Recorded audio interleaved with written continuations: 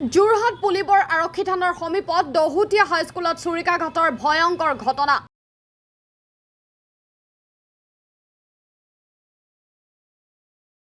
Higher secondary দ্বিতীয় বৰ্ষৰ ছাত্ৰই প্ৰথম বৰ্ষৰ আন এজন ছাত্ৰক কৰে চুৰিকাঘাট। আহত ছাত্ৰগৰাকী হায়াৰ ছেকেণ্ডাৰীৰ প্ৰথম বৰ্ষৰ দেৱজিৎ বনিয়া বুলি জানিব পৰা গৈছে।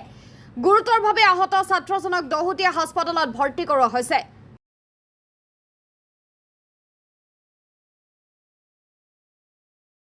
ঘটনাস্থলীত পুলিবৰ আৰক্ষী উপস্থিত হৈ আটক কৰে বিজয় হাজৰিকা নামৰ ছাত্ৰজনক। এই ঘটনাত কেইবাজনো ছাত্ৰ জড়িত থকা বুলি জানিব পৰা গৈছে। আমি পুনৰবাৰ জনাই আছো, যোৰহাট পুলিবৰ আৰক্ষী থানাৰ সমীপত দহুতীয়া হাইস্কুলত চুৰিকাঘাটৰ এক ভয়ংকৰ ঘটনা সংঘটিত হৈছে। হায়াৰ ছেকেণ্ডাৰী দ্বিতীয় বৰ্ষৰ ছাত্ৰই প্ৰথম বৰ্ষৰ আন এজন ছাত্ৰক কৰে চুৰিকাঘাট। আহত ছাত্ৰগৰাকী হায়াৰ ছেকেণ্ডাৰী প্ৰথম বৰ্ষৰ দেৱজিৎ বনিয়া বুলি জানিব পৰা গৈছে। গুৰুতৰভাৱে আহত ছাত্ৰজনক দহুতীয়া হাস্পতালত ভৰ্তি কৰোৱা হৈছে।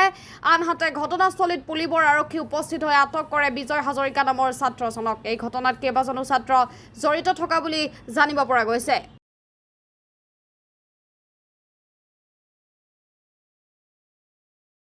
মই একো গম নাপাওঁ। মই ইয়াৰ পৰা স্কুলৰ পৰা ফোন কৰিছে যে আপোনাৰ ল'ৰাটো অকণমান দুখ পাইছে, আপুনি স্কুললৈ আহকচোন। তেনেকৈ কৈছে। মই স্কুললৈ আহিছোঁ। স্কুলৰ পৰা মোক কৈছে যে ল'ৰাটো অকণমান দুখ পাইছে, হস্পিটেললৈ নিছে, দহোতীয়া হস্পিটেললৈ আপুনি যাওকচোন বাৰু। আহিছোঁ। এতিয়া মই একো কথা পাতিবলৈ পোৱা নাই। ল'ৰা মানে চিলাই আছে এতিয়া। কি গম পাইছোঁ মানে স্কুলৰ ল'ৰাই মাথাত দুখ পাইছে, মাথা চিলাই আছে। এতিয়া মই গম পাইছোঁ মানে স্কুলৰ ল'ৰাই সৈতে কাজিয়া লাগি মোৰ ল'ৰাটো মাৰিলে। তাৰমানে কিহে মাৰিছে বুলি গম পাইছে? কিহে মাৰিছে বুলি মই এতিয়ালৈকে গমেই পোৱা নাই। চাকুৱে মাৰিছেনে? শ্ৰী দেৱজিৎ বনিয়া। আপোনাৰ কোন স্কুলত পঢ়ে? কোন ক্লাছত পঢ়ে?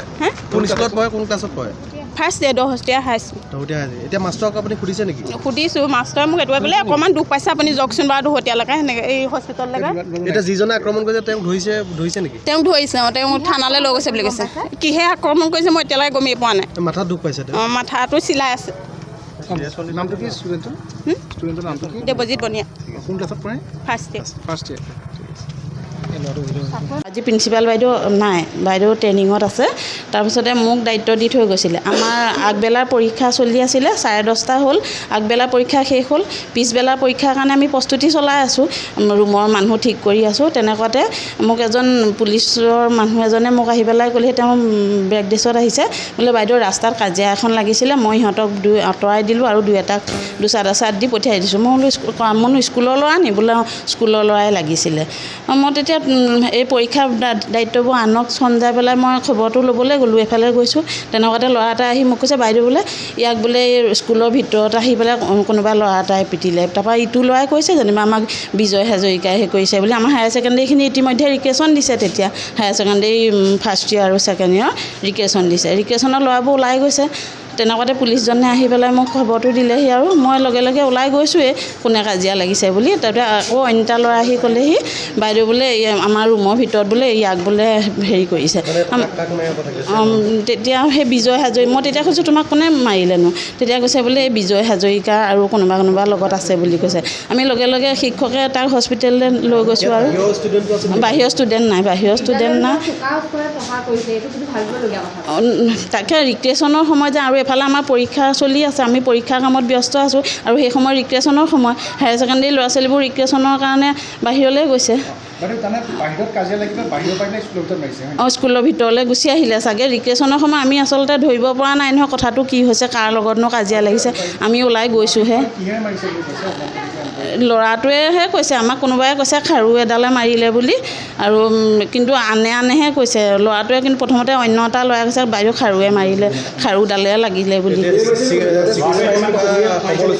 চিকিৎসকে তাৰপৰা আমাৰ দুজন শিক্ষকে লৈ তেওঁ লগে লগে আমাৰ ওচৰতে হস্পিটেল আছে নহয়, তালৈ লৈ গৈছে। লৈ গৈ তাত চিকিৎসা ব্যৱস্থা কৰিছে। আমিও ইতিমধ্যে থানালৈ গৈ খবৰটো জনাইছোঁ। আৰু পিছত আমি তেনেকৈ কৈছে। আৰু পিছত আমিতো দেখা নাই, আমি সেই সময়ত দেখা নাই। কওক।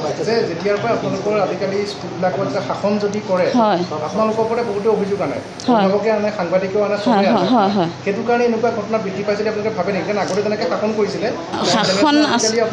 নহয়, আমি শাসনটো আগৰ ভাগে যেনেকৈ কৰি আছিলোঁ, আমি এতিয়াও তেনেকৈয়ে ল'ৰা শাসন কৰি আছোঁ। কিন্তু ইমান উদণ্ড ল'ৰা আছে মানে আপোনাৰ ক'বলৈ বাকী নাই। মানে সিহঁতক বুজাই আমি শেষ কৰিব পৰা নাই। ইমানেই ক্লাছত বুজাইছোঁ, প্ৰাৰ্থনা সভাত বুজাইছোঁ, কঠোৰ শাসন, মুখেৰে কঠোৰ শাসন। যিহেতু শিক্ষকে আচাৰি ল'ব নোৱাৰে, সেইকাৰণে আমি মুখেৰে কঠোৰ শাসন কৰোঁ। এজনক এতিয়া আৰক্ষীয়ে আটক কৰিছে। এজনক লৈ গৈছে, বিজয়, যিজনৰ নাম ক'লে বিজয়, ইকেইজন ল'ৰাটো গুচি গ'ল, বাকী লগত কোন আছিলে সেইজনক তেওঁ কৰা মতে আৰু দুজন আছে বুলি কৈছে। গতিকে এই থকাজনে কিন্তু ৰৈ আছে, ক্লাছৰুমতে সি ৰৈ আছে, আৰু আমি পুলিচক কোৱাৰ লগে লগে তেখেতক পুলিচে লৈ গৈছে। ঠিক আছে।